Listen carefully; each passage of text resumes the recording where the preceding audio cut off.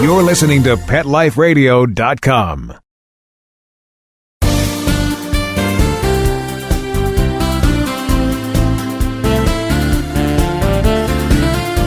Welcome to Be Humane on Pet Life Radio. I'm your host, Dr. Robin Ganzert, and we have a fascinating show for you today, one that's dedicated to medical breakthroughs and new discoveries, not only for our best animal friends, but also for our most precious, our children. Our first guest is the amazing Dr. Matt Huentelman of the Translational Genomics Research Institute. He is here today to discuss with us an innovative study that he's working on to examine the root causes of autism in children by exploring several breeds of dogs that have demonstrated autistic tendencies. And what's fascinating about this research is the benefits that we can learn and apply to our children. He'll be followed by Juli of Mars Veterinary, who stops by to talk about her company's Wisdom Panel DNA test kit. And if you have a mixed breed dog and have always wondered what their genetic makeup is, be sure to tune in.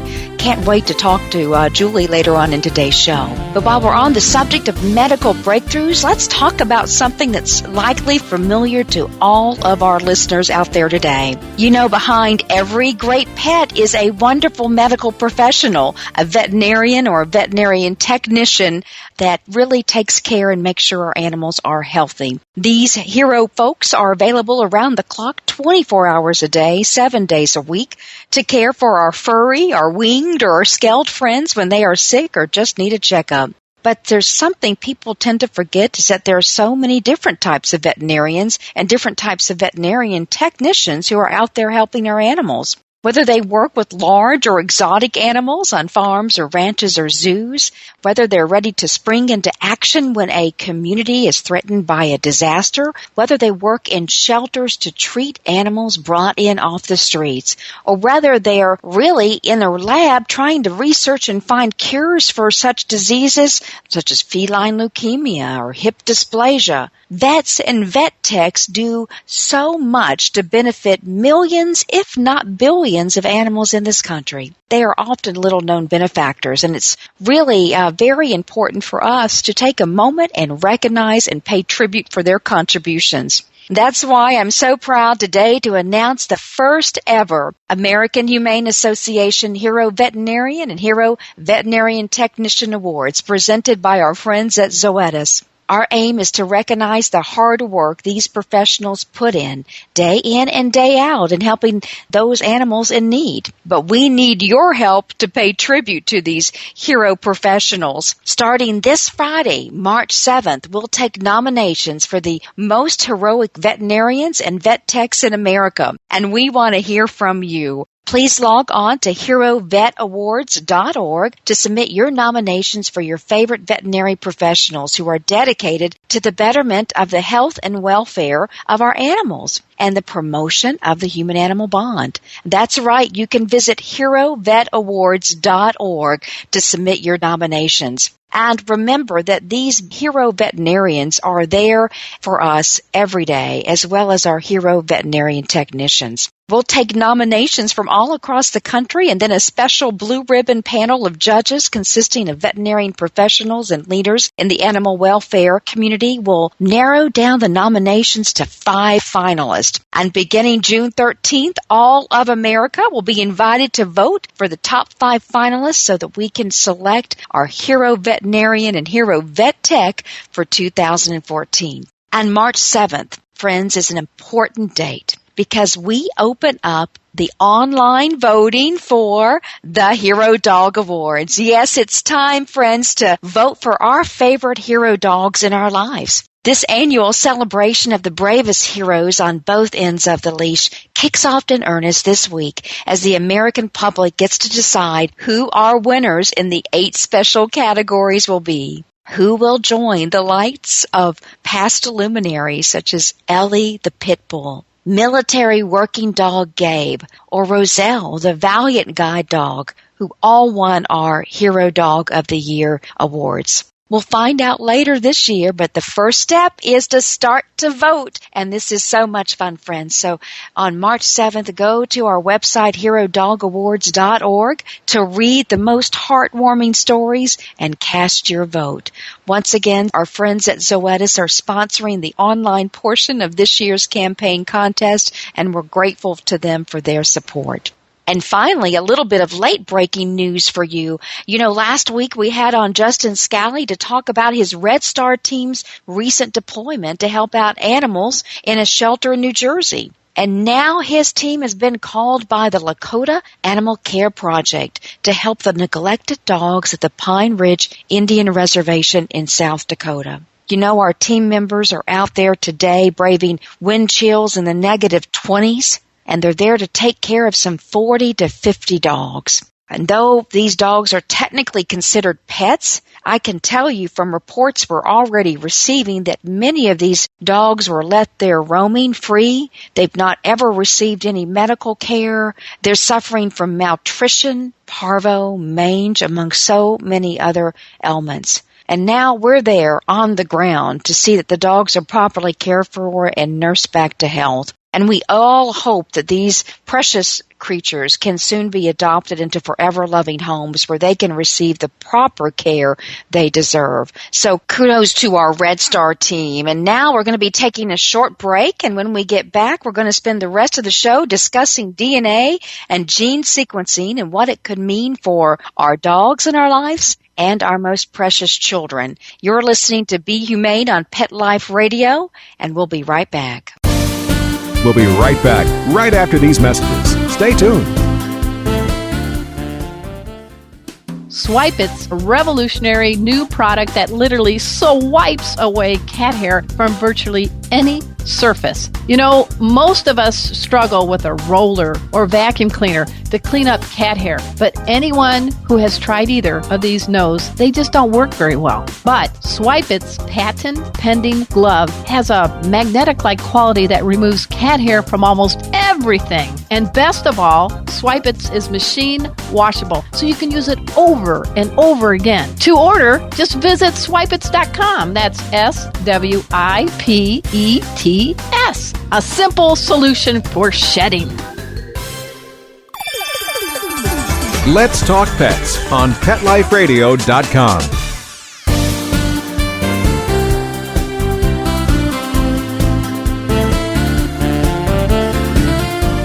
And welcome back to the show. And as I said at the top, today is all about humane research and what it means for our animal companions. But what we learn about our dogs and other species can also have major repercussions for how we understand human health. Indeed, this is an exciting branch of research. It's known as translational research, and it's shedding a lot of light on our genetic makeup and the genetic makeup of animals. And did you know that 1 out of 88 U.S. children is diagnosed with some form of autism? It's a disorder that affects so many of our young ones, but there's not a lot of research being done right now. And did you also know that several breeds of dogs actually exhibit autistic tendencies themselves? You know, recently, American Humane Association joined a partnership with TGen, the nonprofit Translational Genomics Research Institute, to launch an innovative study to address this very interesting fact. What's going on with dogs that we're also seeing in our children? And this study is called Canines and Kids with Autism. And I'm joined by the original author of the study, Dr. Matt Huentelman, an associate professor in neurogenomics with TGen. Welcome to the show, Matt. How are you today? Doing great. Thanks for having me. Thrilled to have you, and I understand you're joining us from the road today, presenting at a conference. Can you tell us where you're calling in from today? Yeah, so I'm calling in from a small island off the coast of Puerto Rico called Vieques. And we're here for the whole week talking about neuroplasticity, basically how our brain can change and adapt to conditions and how that might go wrong during disease. Fascinating. You know, Matt, your really impressive bio says that you specialize in the omics, such as genomics of neurological traits and disease. Can you tell our listeners a little bit more about what that means? Yeah, so omics is really a way that we describe an unbiased search for relationships. So a lot of times that means that we're looking across the entire genetic sequence of an individual and trying to relate changes in that blueprint of life, in that genome, and relate those back to the disease. And usually when we use the term omics to apply it to anything like that, so when we say genomics, that means we're unbiased in our search. We're looking across the entire catalog of that individual genome. That's interesting. You know, as I mentioned, Matt, you authored the proposal for Canines, Kids, and Autism study, which has a lot of the genomics research ingrained in what we're trying to explore together. I understand, particularly as a parent, that this kind of research has far-reaching potential for kids who may be on the spectrum. But can you share with our listeners how and why dogs are going to be involved in the study? Because I often say we're, launching a study called Canines, Kids, and Autism. People are a little confused about how we can learn from dogs. Yeah, that's certainly right. It's a great point to make, and we certainly can learn a lot from dogs. So researchers have been studying autism for a pretty long time, and we've known for an equally long period of time that autism has a significant genetic component. That means that it's pretty heritable. So that suggests that genetics is really heavily involved. Unfortunately, though, using the best tools that we can on the human side, it's been very difficult to dissect large portions of what might be driving autism. So we do know a little bit about the genes that drive autism, but it certainly doesn't explain the majority of autism. So that led us to start to think about new ways to do those genomic studies. And really, one of the exciting new developments is an ability to focus on the purebred dog. So the purebred dog is about 100 times simpler at the genetic level compared to humans. And as you mentioned, there are some dog breeds that have a high probability of showing certain types of symptoms that overlap with human autism. So things like obsessive compulsive behaviors. So the overarching concept here is that we can use the dog, a genetically simpler model, to better understand the genetics that might drive those obsessive compulsive behaviors. And that could lead us to a brand new way to look at the genes involved in autism in humans. So it's a way to essentially use a lens to simplify our search in humans, and along the way, the dogs will benefit too. That's fascinating. I just think this is on the cutting edge of medicine, absolutely, and research.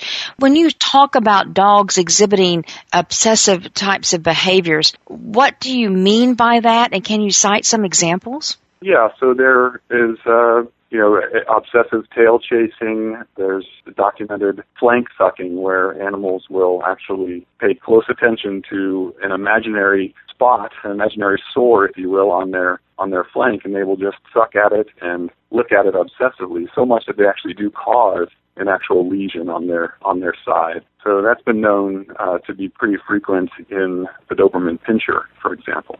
Oh. Yeah, so those are just sort of two examples. And we've all seen dogs chasing their tails, but when it becomes obsessive, it really does disrupt the dog's normal sort of behaviors. Right. And that's when it rises to the level of being an obsessive trait. Right. Very, very fascinating. When you talk about 3 breeds, you mentioned Doberman Pinschers. What are the other 2 breeds that you chose for this study? We're really focused on a few of the terrier breeds. So the Bull Terrier is also a dog that demonstrates obsessive compulsive behaviors, as well as the Jack Russell Terrier. Ah, and I know many pet parents out there of these terriers know exactly what we're talking about with some of these behaviors, and I think this is fascinating. Talk and share with us a little bit about the study's design. What are the steps involved, and what do you anticipate? How long do you anticipate the study will take?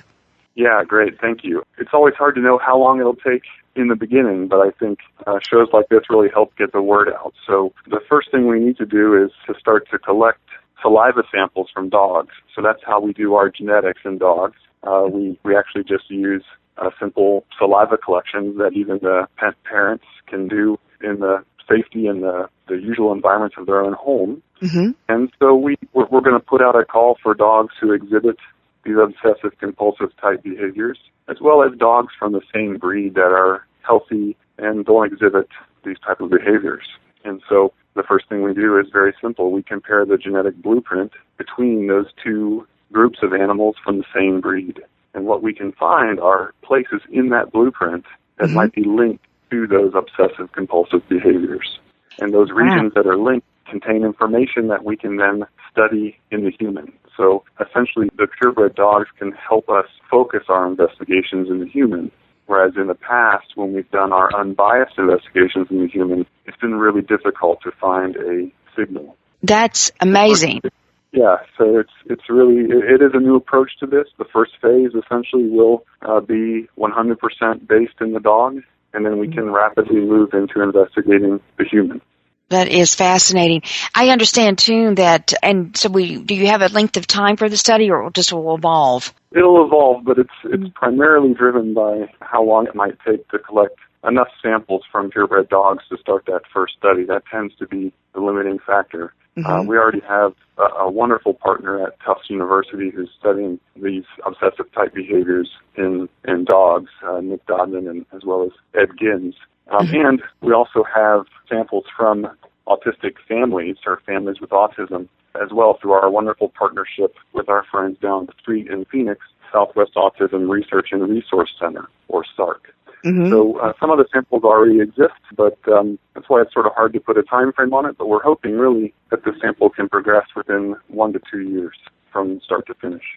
And it's fascinating because that seeing the kind of speed at which this research can be undertaken is also giving hope to parents with children on the spectrum as well. So I like that timetable. Let me tell you, I think is incredible. Every single day can advance the cause and hopefully find some learning.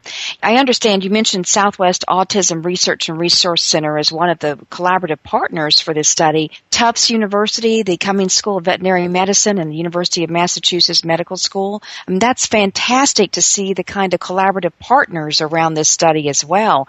And I just want to commend you, Matt, for bringing these terrific partners together for such an innovative study. Thanks, absolutely. And I appreciate you mentioning each one of those sites because, this is really how science gets done nowadays, and it's especially a way to get to the answers much more quickly is to be collaborative like that. So each one of those sites has their own expertise, their own individual expertise they bring to the table, and each one is just so valuable to this project. So it has been great working together to this point. That's fantastic.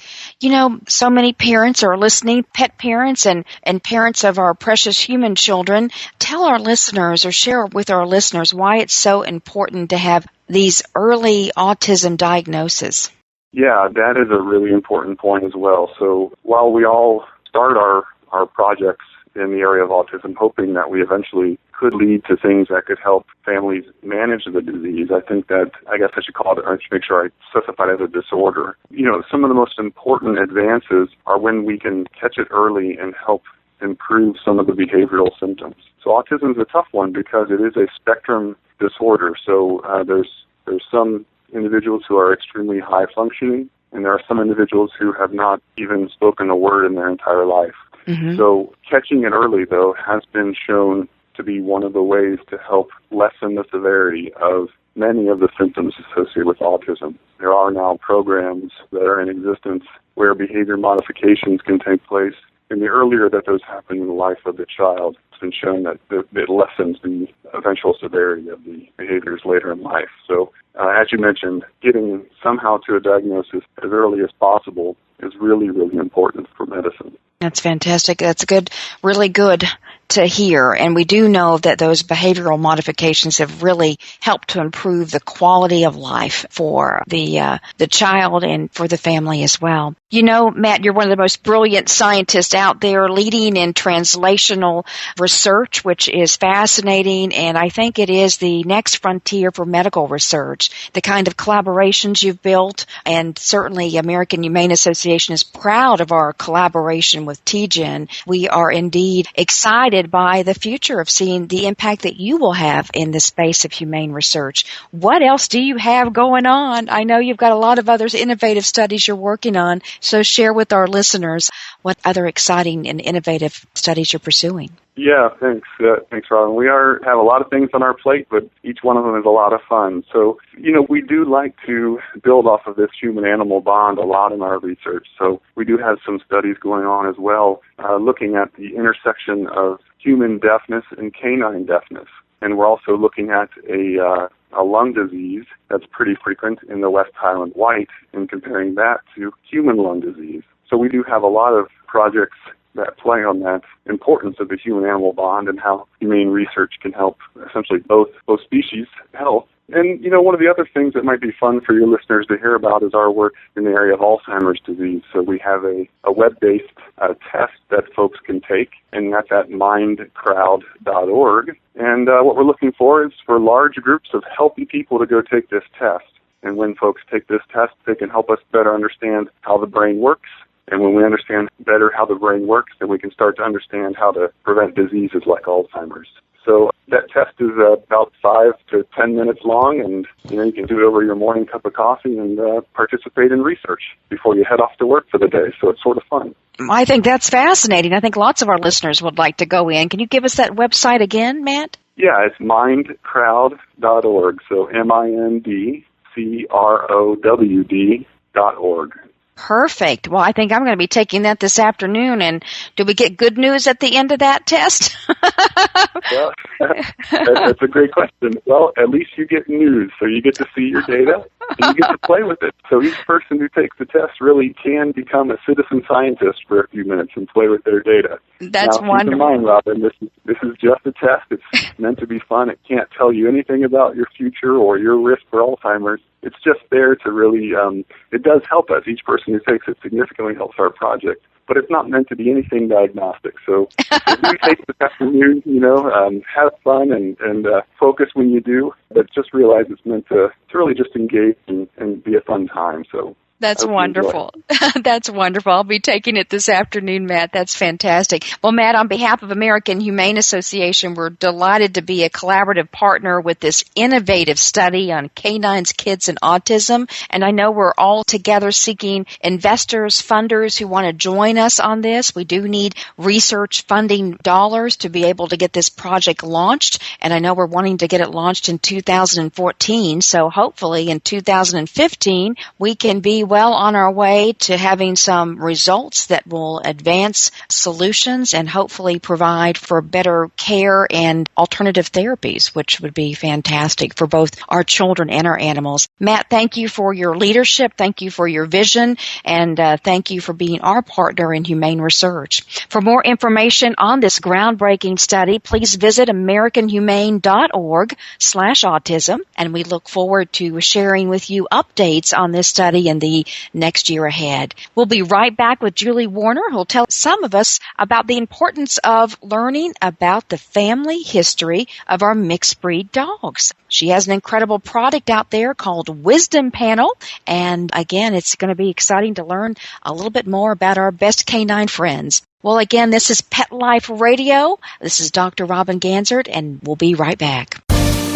We'll be right back, right after these messages. Stay tuned. I'm not much of a reader, but I do wish I were more well-read. There are so many great books coming out. I wish I could find a way to keep up. Audible.com makes it easy to stay well-informed and catch up on your reading simply by listening. Audiobooks from Audible turn downtime into uptime. You'll be more productive and become well-read. Now I'm able to catch up on all the great books I've been wanting to read. With Audible, I feel smarter. Pet Life Radio listeners, try Audible.com now and get your first 30 days of Audible Listener Gold membership plan free. And get a free audiobook. Choose from over 100,000 titles. To get this great deal, go to audibledeals.com. That's audibledeals.com. Hi, I'm Dr. Jeff Werber from Ask the Vets with Dr. Jeff here on Pet Life Radio. We want to hear from you. Listen in. We're on every Thursday, 1 o'clock Pacific Time, 4 o'clock Eastern Time here on PetLifeRadio.com. We are here for you. We're trying to make life with your pets even better. I know that's hard to believe. Can it even be better than it is? And hopefully it's fantastic already. The goal here is to answer your questions, help you out with your problems, anything you really wanted to know, but maybe you're afraid to ask your veterinarian, or maybe it was just too expensive to go to your veterinarian just to ask a few simple things. So that's what you got me for here at Pet Life Radio. Ask the Vets with Dr. Jeff. Call in. We'll see you here on Thursdays. Let's Talk Pets. Let's Talk Pets. On Pet Life Radio. Pet Life Radio. PetLifeRadio.com.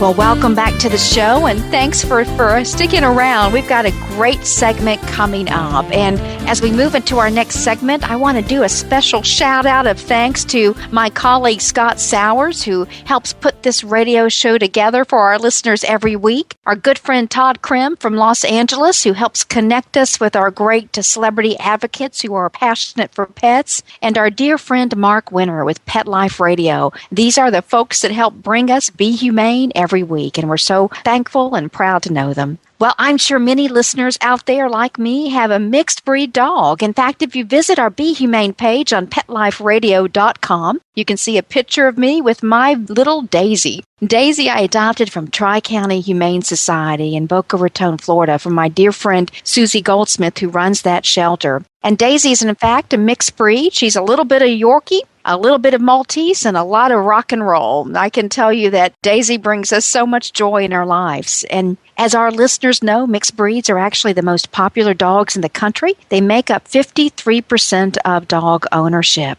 But have you ever wondered just what your heritage of your dog is? Have you ever been to a shelter and wanted to know definitively what type of DNA is in the dog you're really eyeing for adoption? Well, I'm now so thrilled to be joined by Juli Warner, a senior brand manager with Mars Veterinary, to tell us about some exciting new products her company has recently rolled out. Welcome, Juli. It's so nice to have you with us. Hello. It's so nice to be with you. Thanks for having us on.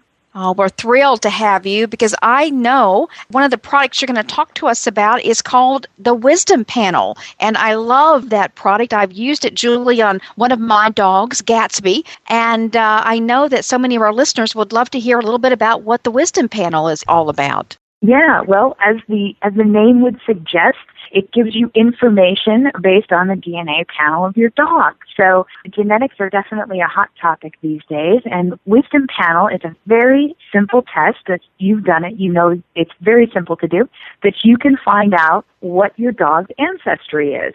So you just simply do a swab test on your dog, mail it back to us, and within about 2 to 3 weeks from the time that we receive it in our lab, we will email you a report with your full ancestry information. I think that's so powerful because I know I go to shelters, every week in my role at American Humane Association, and I often wonder, why does that dog have that different type of coat than another dog, and where do those ears come from, and all those different things when you look just at the outside of the dog. But it's also very cool when you're exploring the DNA, you also know a lot about the inside of the dog as well. What's some of the benefits about knowing what breeds make up our mixed breed beloved animal friends? Well, one of the first things that come to mind, there's a number of them, but one of the first things that comes to mind and we talk about a lot is behavior. Mm-hmm. So if you're trying to train your dog or you're wondering why does he dig? Well, maybe he's got some of this sort of breed in him when they were bred to do that type of work or that type of activity. So knowing what breeds are in your dog can really help you tailor a behavioral or a training program that lets them really excel at who they are. And of course, the other things are nutrition. As part of the report, you will get a predicted weight profile for your dog, so you can kind of decide, do I need to work on their nutrition one way or another? And general health information. You can take this report to your veterinarian and have a discussion with them and say, hey, look what I found out. It's another tool to better understand your dog and how to plan for their future health, behavioral, and nutritional needs. I think that's fantastic. And I actually had my Wisdom Panel performed at my veterinary clinic. I'm on the wellness plan at Banfield Pet Hospital, and my Banfield vet performed the Wisdom Panel for me. And it made it so easy, and we had a great discussion when the report came back and learned a lot about my best buddy, Gatsby. So I know that this is a terrific product. You talk about retention of, understanding the dog's behavior, and that can help with pet retention, which is what we all really want in the space. Nutrition, general health, those are all so important. But you just have something on the consumer side fascinating with the Wisdom Panel. But I understand you've got something very exciting for those in shelters who can try to use this exciting technology to figure out what type of dogs they have in shelters. What's going on with your shelter program? Yeah, so what we just spoke about the wisdom panel and what you spoke about the professional version that you can have done through your vet, which is actually a blood draw. That's what I would refer to as a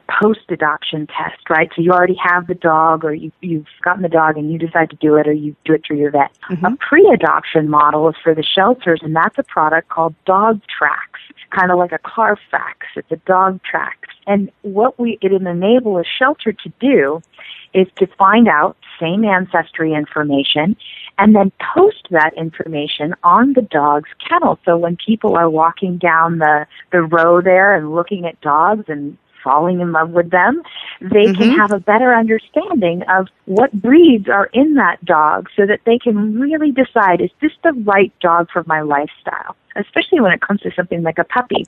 They're so cute, they're so cuddly, they're nice and small, but if it's got a large breed in it and you live in an apartment, that may not be the best match for you when he turns into a 60-pound dog, 9-10 months later. That's so right. It enables shelters to really provide that 360-degree view of the dog so people can make a really informed decision, and then hopefully that decision will last for a lifetime, that the dogs aren't brought back, and that they go out faster from the shelters. We all know that length of stay is a big thing for shelters to make sure that they can get as many dogs through as possible so they can find them homes.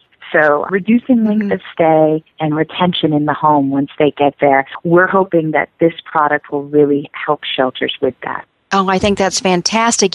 American Humane Association finished phase 2 of a 3-phased research study on pet retention. How can we keep pets who are adopted from shelters in loving forever homes? And what we found was that within 6 months, over 100,000 animals are actually missing. They're no longer in the home. They have not been returned to the shelter where they were adopted from. They're just not accounted for. And that was a stunning number for us as we were looking at this because, we all know that we're talking about 3 to 4 million healthy adoptable pets that are unfortunately euthanized every year in our shelters. Now we're also talking about another sizable number who are adopted from shelters but not connecting for a forever home and turn up missing when you go back in an account. So I'm sure that something like Dog Tracks is bound to be such a benefit for families who are considering adopting from a shelter so they can really be prepared. And that has to improve pet retention. So bravo. We hope so. Thank you. We really hope so. I hope so, too. And I know you're taking to the road this incredible tour. You have a tour coming up that's going to help shelters. Tell us more about your exciting Swabathon. Yes, it's our inaugural year for Swabathon. I love it. It's a tour. Yeah, so thank you for telling folks about it. It's a tour that we are literally taking coast to coast. So we're out of Portland, Oregon here, and we're going to go all the way to the other coast, stopping along the way at, upwards of 25 different stops with the amazing pet expos. And we're going to educate dog owners, dog lovers about the benefits of testing their dog for DNA and finding out what kinds of breeds are in their dogs to, as we talked about earlier, really help with behavior, nutrition, health. And along the way, we're partnering at every stop with a shelter there locally. And what we're going to do is pre-test those dogs with the Dog Tracks product. And then once they get to the event, they will be there with their Dog Tracks certificates, and they will be up for adoption. So it's kind of a two-pronged approach, and it's going all over the country. We've got a tour manager, a big bus, and if you see us on the road, honk and say hi. I love that. For our listeners, Julie, are there ways that they can go to a website to find out more about Swabathon? Absolutely. You can go to wisdompanel.com/Swabathon, SWABATHON. And if you forget that and just go to wisdompanel.com, there's a link there on our homepage as well. Oh, that's wonderful. Julie, I have to ask, I ask everyone who comes and is part of this show whether or not they have animals in their lives. Tell me, do you have any dogs and have you swabbed them? Well, let me start first by saying I've swabbed probably 50 or 60 dogs by this point now. Been on lots of the tour stops, and they're so funny. You get that first swab in, and they don't quite know what's happening. By the time the second swab comes out, they go, "Oh, I'm on to you now." But I do not have any dog. I have animals. I have 2 cats right now. I don't have any dogs at this point because I travel so much, but I do a lot of work at shelters, so I get my dog fixed. And here at work, we have lots of dogs, too. Oh, that's wonderful. And I'm so glad that you have cats in your lives. And we always tell all of our listeners if they have one cat, hopefully they can open up their home for a second cat. And we were just having Blake Cook, who's a NASCAR driver, on the show a week or two ago. And he talked about having not just one or two cats. Now he's up to 5. So he said, might as well keep on adding cats. And they all need homes. We need to get them out of shelters as well. And I know in your spare time, Julie, you talked about volunteering with various animal groups. I mean, that's such incredibly inspirational work. Tell us a little bit about your volunteer work. Well, as I mentioned, we're here in Portland, Oregon, and it's where I live, and there's a huge shelter network here, and I'm proud to support them with my volunteer hours. I've worked at a couple different shelters here, just doing, the basic shelter work that they need volunteers for, caring for animals and scooping things out and walking and feeding. And then I also belong to a national group, which I've responded to a few emergencies as well as other situations where animals are in need of rescue work and sheltering. And I think today, still the most powerful event for me was Katrina. And I feel very, very blessed to have been able to go down and put in some time there with the animals. But it's just a very, very special feeling to be able to help an animal in need. Well, that is so true, Julie, absolutely. And I know that you have a very special executive director at Oregon Humane Society, Sharon Harmon, and she's just recognized on the national stage for innovations and just creative leadership in the animal welfare community. And I know it's got to be exciting to see her work in action. It is. That shelter is not too far from where I'm sitting right now. And, if you ever get to Oregon, any of your listeners, and you want to see something that's truly state-of-the-art, where hours, time, innovation came all together, that shelter is absolutely beautiful. And the animals there are just in such an amazing facility, and they do such great outreach work. So, I'm proud to have volunteered there. Oh, that's wonderful. So big cheers to Sharon Harmon. If she's listening today, we're proud to know you tuned, Sharon, and thanks for all you do for the animals. Well, Julie, we're thanking you for what you do and certainly grateful to learn more about Wisdom Panel and Dog Tracks and your first inaugural Swabathon. And, if this can get out there, more and more families will be able to better understand their beloved four-legged new best friend. And I'm hoping that, as you're hoping, that pet retention will really increase. And those animals will be fortunate to be in their forever loving home. So thank you for what you're doing. Yeah.